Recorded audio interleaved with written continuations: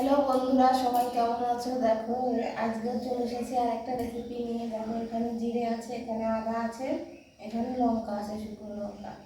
এবার এগুলো বেটে নেব, বেটে বলবো কি করব।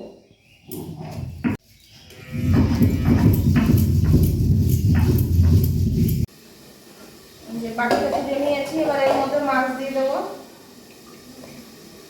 মাছের সাইজগুলো একটু ছোট হয়েছে, কই মাছ।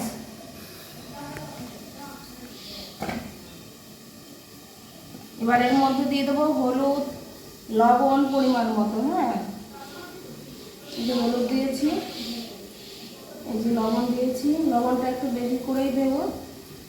আর এই যে সর্ষের তেল, এই দিয়ে মাখবো।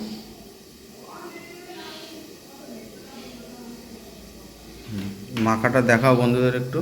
হ্যাঁ দেখো,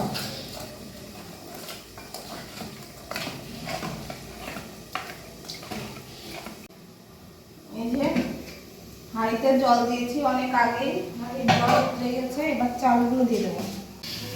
এই যে কচু পাতা নিয়েছি আর এই যে কই মাছ নিয়েছি। কি হবে তাহলে? কচু পাতার মধ্যে কই মাছ ভাপা হবে। এবার এটা এর মধ্যে দিয়ে দিয়ে সুতো দিয়ে তারপরে ওই ভাতের মধ্যে দিয়ে দেবো। এই যে এবার পাতাটাকে এরকম করে মুড়িয়ে নেবো সুন্দর করে।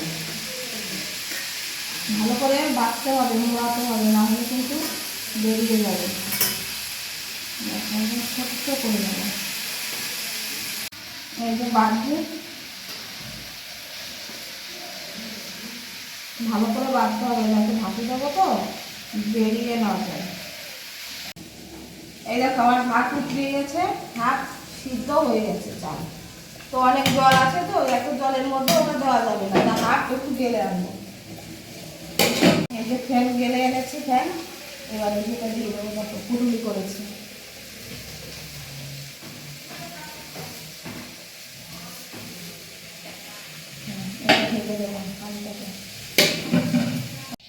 এই যে ভাতের বন্ধ করে দিয়েছি, দিয়ে একটুক্ষণ রেখেছি একটু মোড়ার জন্য।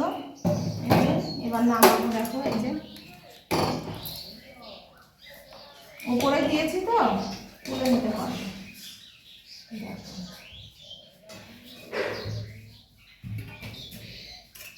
সুন্দরভাবে তুলে নিয়েছি।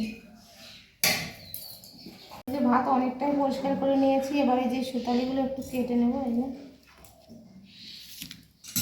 দেখো সুতালিটা বেরিয়ে গেল।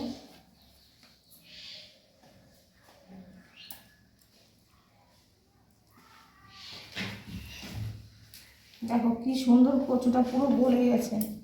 এই দেখো মাছ গরম বন্ধ।